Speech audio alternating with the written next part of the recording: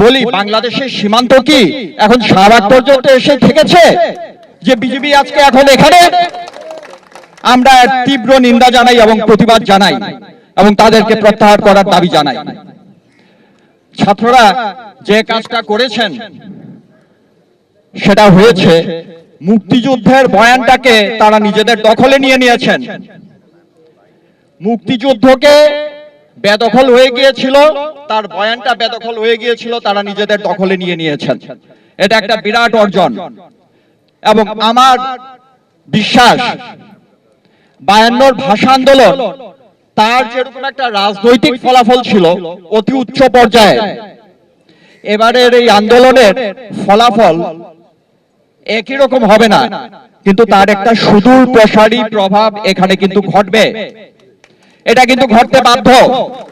যে ছেলেমেয়েরা 2018 সালে কোটা আন্দোলন করেছেন বা তার আগে নিরাপদ সড়ক আন্দোলন করেছেন, সেই বাচ্চারা স্কুলে এবং কলেজে পড়তো, তারা এখন বিশ্ববিদ্যালয়ে এসে ঢুকেছে এবং তার কারণে আজকে প্রতিবাদের ধরন, আন্দোলনের ধরন, সংগ্রামের রূপ, তেজ এবং শক্তি বদলে গিয়েছে। কণ্ঠস্বর আপনারা শুনেন আমাদের মেয়েরা কি ভাষায় কথা বলছে। আমাদের ঢাকা বিশ্ববিদ্যালয় এবং বিভিন্ন পাবলিক বিশ্ববিদ্যালয় আন্দোলনকারী ছাত্রদেরকে রাজাকার ট্যাগ দেওয়া হচ্ছে। আমরা এটা প্রত্যাখ্যান করছি। আমাদের ঢাকা বিশ্ববিদ্যালয় বা পাবলিক বিশ্ববিদ্যালয়ে কোনো ছাত্র রাজাকার না। 1971 সনে বড়জোর 1% রাজাকার ছিল, বাকি 99% ছিল মুক্তিযোদ্ধা। কাজে আজকে যে সন্তানদের দেখছেন তারাও মুক্তিযোদ্ধার সন্তান, তারা এই জনযুদ্ধের মুক্তিযুদ্ধের সন্তান। তাদেরকে রাজাকার ট্যাগ দেওয়া বন্ধ করেন, রাজাকার ট্যাগ দেওয়ার রাজনীতি সরকার বন্ধ করেন। এটা করতে করতে আপনারা মুক্তিযুদ্ধের চেতনাকে হেয় করছেন। সেকেন্ড কথা হচ্ছে আমাদের ছাত্রদের উপর যারা গুলি চালিয়েছে, মেরেছে, এটা হচ্ছে ফৌজদারি অপরাধ, এটা হচ্ছে মার্ডার, এটা হচ্ছে কালপাবল হোমিসাইড, এটা মৃত্যুদণ্ডযোগ্য অপরাধ। অবশ্যই এই অপরাধের বিচার করতে হবে এবং এই অপরাধে সরকারের যেসব মন্ত্রী, আওয়ামী লীগের যেসব নেতা প্রকাশ্যে ছাত্রলীগকে এই আন্দোলন দমন করার নির্দেশ দিয়েছেন, তারা এই অপরাধের অ্যাবেটার, এই অপরাধের সহায়তাকারী হিসেবে তাদেরকে বিচার করতে হবে। দেশে যদি কোনো অপরাধ হয় সেটা দেখার দায়িত্ব আইন শৃঙ্খলা বাহিনীর, বিচার বিভাগের, ছাত্রলীগের না। শেষ কথা আমি বলছি, আজকে যে বিশ্ববিদ্যালয় বন্ধের ঘোষণা দেওয়া হলো, এটা কার স্বার্থে দেওয়া হলো? এটা কি আমাদের সাধারণ ছাত্রদের স্বার্থে? তাদের কি স্বার্থটা বিবেচনা করা হয়েছে? তাদের কণ্ঠ বিবেচনা করা হয়েছে কিনা? আজকে আমরা শুনেছি 6টার সময় হল ভ্যাকেট করার সিদ্ধান্ত এসেছে।